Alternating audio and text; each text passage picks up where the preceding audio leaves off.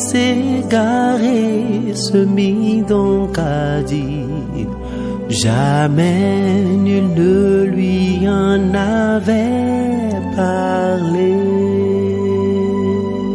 Apostolat Time, c'est une émission de Homo Voice consacrée au ministère de la foi. Apostolat Time, c'est la parole de Dieu par un oint de Dieu pour le peuple de Dieu. Apostolat Time, c'est le salut, c'est le salut, c'est le salut. Bien-aimés en Christ, amis, sympathisants et téléspectateurs de Homo Voice, nous voici encore sur l'émission Apostolat Time pour développer le thème de la semaine intitulé « Chrétien, sois un bon citoyen ». Chrétien, sois un bon citoyen.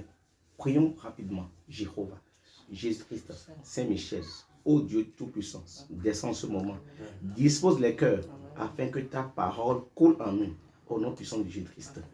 Bien-aimés en Christ, le thème de la semaine intitulé « Chrétien, sois un bon citoyen » est un thème qui nous amène à trouver le lien entre le chrétien et un bon citoyen. Un chrétien, c'est quoi un chrétien? Toute personne qui adhère à la religion de Jésus de Nazareth, qui adhère au christianisme et qui obéit aux enseignements de Jésus-Christ à travers les évangiles, ou toute personne qui profère la foi en Jésus-Christ. Nous avons découvert le mot chrétien dans la Bible, dans les Actes des Apôtres, chapitre 11, versets 25 à 26. Barnabas se rendit ensuite à Tarse. Barnabas se rendit à Tarse pour chercher Saül. Et l'ayant trouvé, il l'amena à Antioche. Pendant toute une année. Ils se réunirent aux assemblées de l'église. Il parlait de la parole de Dieu, il parlait de Christ, il parlait des évangiles de Christ, il parlait de la doctrine de Jésus-Christ. Ce fut à Antioche que pour la première fois, les disciples furent appelés chrétiens. Voilà. Donc un chrétien est celui-là qui est dans la doctrine du Christ, dans la doctrine de Jésus de Nazareth, qui suit les enseignements du Christ à travers les évangiles. Voilà. En ce moment, c'était un sujet de moquerie. Je dis chrétien, c'est ceux qui suivent le Christ. Voilà, c'était ça. Donc en réalité, un chrétien, c'est celui-là qui a la foi en Jésus-Christ, qui suit le Christ. C'est de ça qu'il s'agit. Mais quand tu suis le Christ, tu dois faire ce qu'il veut, ce qu'il aime. Jean 15, verset 14. Qu'est-ce que la parole de Dieu nous dit? Jean 15, verset 14. Vous êtes mes amis. Vous êtes mes amis. Si vous faites ce que je vous commande. Si vous faites ce que je vous commande. Si le Christ fait quelque chose, nous devons suivre ses pas. Donc, si vous êtes mes amis, si vous faites ce que je vous commande. Jean 14, verset 15. Si vous m'aimez, gardez mes commandements. Voilà. Donc, le chrétien doit garder les commandements de Jésus-Christ. Il en a dit. Quand on est chrétien, nous devons garder les enseignements du Christ. C'est de ça qu'il s'agit. Alors, un citoyen, c'est tout individu qui est considéré au point de vue de ses droits civiques. C'est un citoyen. Alors, un bon citoyen est tout individu qui a du zèle, d'accord, pour les intérêts de son pays. Il a du zèle pour les intérêts de son pays. Pour déjà comprendre que quand on est chrétien, on doit forcément être un bon citoyen. On doit obligatoirement être un bon citoyen. Parce que le Christ, qui est même chrétien, lui, quand il est venu, il a dit quoi? Dans Matthieu 5, verset 17. Matthieu 5, verset 17. Ne croyez pas que je sois venu pour abolir la loi ou les prophètes. Ne croyez pas que je sois venu abolir la loi et les prophètes. Je suis venu non pour abolir. Il dit, je suis venu non pour abolir, mais pour accomplir. Je suis venu non pour abolir, mais pour accomplir. Parce que le Christ lui-même nous démontre que un chrétien doit obéir à Dieu, doit obéir aux injonctions, doit obéir aux commandements et aux ordonnances de Dieu. Il dit, je ne suis pas venu pour abolir la loi et les prophètes, mais pour les accomplir. Ah oui, pour les accomplir. Alors, il disait cela aux disciples. Il disait cela à toutes les personnes qui étaient là. C'est de là. Les disciples des pharisiens ont entendu cela. Ils sont allés voir les scribes. Ils ont dit, c'est ce que Christ dit. Il dit qu'il est venu, non pas pour abolir les lois, mais pour les accomplir. Il parlait de son Dieu. Il parlait de la loi de Moïse. Il dit qu'il est venu. Il n'abolit pas les lois. Alors, complotons contre lui. Allons le voir pour dire quelque chose. Matthieu 22, verset 15, la lecture du jour.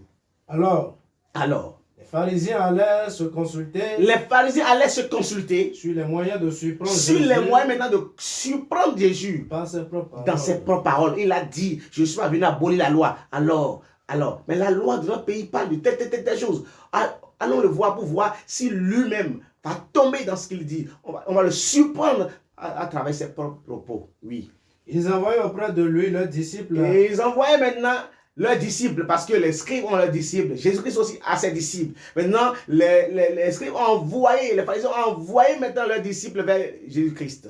Maître, il dit, Maître, nous savons que tu es vrai. Nous savons que tu es vrai. Que tu enseignes la voie de Dieu. Et que tu enseignes la voie de Dieu selon la vérité. Tu es la vérité. Tu as dit, je suis la vérité. Le chemin est la vérité. Nul ne vient au Père que par moi. Effectivement, nous avons compris que tu es la vérité. Tu as la vérité en toi, la vérité dans ta bouche, la vérité sur tes lèvres. Nous avons compris à travers tes propos. Oui. Sans t'inquiéter de personne. Oui, tu ne t'inquiètes de personne. Car tu ne regardes pas, les apparences des hommes. Dis-nous donc. Alors, dis-nous donc.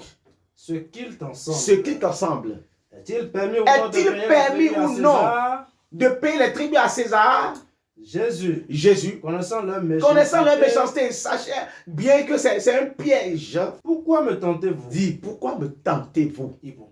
Hypocrite. Montrez-moi la monnaie avec laquelle on paie les tributs. Il lui présentait un denier. Il leur demanda. De qui sont cette effigie? Cette inscription. De César. Lui répondit-il. Alors, il leur dit. Rendez donc à César. Merci. Rendez donc à César ce qui est à César. Et à Dieu ce qui est à Dieu. Alors, le Christ est venu faire la part des choses. Il dit oui. Je suis du Père, effectivement, mais je dois faire ce qui est pour la nation, ce qui est pour mon pays. Il a non seulement du zèle pour la parole de Dieu, pour l'accomplissement des ordonnances, pour obéir aux injonctions ou aux ordonnances de Dieu, mais aussi du zèle pour obéir aux lois et aux prescriptions de son pays dans lequel il est. Alléluia. Donc Christ est venu nous montrer cette voie. Alors, si nous sommes chrétiens aujourd'hui, ça veut dire que nous suivons Christ. Nous sommes dans la doctrine du Christ. Qu'est-ce que Christ a fait? Christ a non seulement obéi à la parole de son Père, tel que Josué 1, verset 16, les enfants d'Israël ont obéi à Josué après Moïse. Oui. Il répondit à Josué en disant, nous ferons tout ce que tu nous as ordonné. Et nous irons partout où tu nous emmèneras. Nous t'obéirons entièrement. Comme nous avons obéi à Moïse. Alléluia. Donc, le chrétien est prêt à obéir à son chef. Il est prêt à obéir au pasteur. Il est prêt à obéir au berger. À obéir à son chargé. À obéir à son maître. À obéir.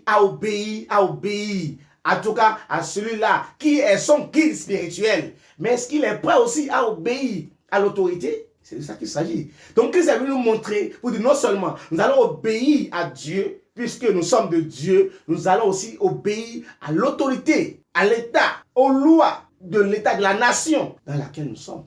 C'est de ça qu'il s'agit. Donc, parce que la Bible déclare dans Romains 13, verset 1er, que toute personne soit soumise aux autorités supérieures. Car il n'y a point d'autorité qui ne vienne de Dieu. Et les autorités qui existent ont été instituées de Dieu. Alléluia. Cela veut dire que quand tu respectes l'autorité, tu respectes Dieu. C'est de ça qu'il s'agit. Nous devons respecter l'autorité. Nous devons respecter les lois. Qu'ils vous souviennent qu'il y a quelques mois passés, que de nouvelles lois ont été instituées au Bénin, telles que les lois sur la paternité. Nous devons obéir. Et ça réduit, tant peu que soit, ça réduit les grossesses précoces, les grossesses abandonnées, etc. Il y a la loi sur le port de casse, etc. Nous devons obéir, même en étant chrétiens. Puisque nous obéissons à Dieu, nous devons aussi obéir aux autorités. Mais pas extraordinaire. Je dis pas extraordinaire. Lorsque les lois de l'autorité sont antinomiques aux lois divines, ne nous mêlons pas. Laissons Dieu, il va s'en charger. Puisque c'est lui qui a institué l'autorité. C'est lui qui a encore, qui te dit de le respecter, qui a ses lois et ses ordonnances. Alors, laisse Dieu s'en charger du reste. C'est très important. Tel que l'exemple de Shadrach, Meshach et Abednego avec le roi Nabucodonosor. Lorsqu'il s'agissait de s'agenouiller devant... Vous savez, Dieu même s'est en chargé. Tel que lors du roi Darius avec le prophète Daniel, il y avait un décret qui disait telle chose. Ce qui s'est passé, vous savez. Je ne veux pas aller là-bas. Il ne s'agit pas de ça aujourd'hui. Tel que Pierre, Silas et Paul, devant les autorités, que la loi de Dieu était en contradiction avec la loi des autorités, Dieu même se mêle à ça. Et vous vous dégagez. Ce n'est pas votre rôle. Donc, un chrétien ne doit être rebelle. Un chrétien ne peut jamais être rebelle. En n'importe quel moment, le chrétien ne doit être rebelle. Non, le chrétien doit être soumis. Oui, le chrétien doit être soumis. Ça nous rappelle déjà le thème à venir. La soumission aux autorités. C'est ça. La soumission aux autorités est divine. Donc, il y a un caractère divin qui s'implique dans la soumission aux autorités. Cela veut dire que toi, chrétien, qui est en train de m'écouter à ce moment et qui obéit aux prescriptions de l'autorité de ton pays, tu n'as pas encore fauché. Tu es sur la bonne voie parce que il y a un caractère divin dans cela. C'est Dieu même qui ordonne cela. Que Dieu nous bénisse, que Dieu nous élève, Amen. Que Dieu nous fortifie, Amen. Qu'il nous donne de l'intelligence. Amen. À pouvoir faire le discernement, à pouvoir faire la part des choses comme le Christ l'a fait. Au nom puissant de Jésus-Christ. Jéhovah, Jésus-Christ, Saint-Michel, oh Dieu éternellement bon, assiste-nous, propage ta parole, au nom puissant de Jésus. Amen, amen, amen au Seigneur Jésus-Christ. Le Fils égaré se mit donc à dire, jamais nul ne lui en avait parlé. Apostolat Time, c'est une émission de Homoncele Voice consacrée au ministère de la foi. Apostolat Time, c'est la parole de Dieu par un oint de Dieu pour le peuple de Dieu. Apostolat Time, c'est le salut. C'est le salut. C'est le salut.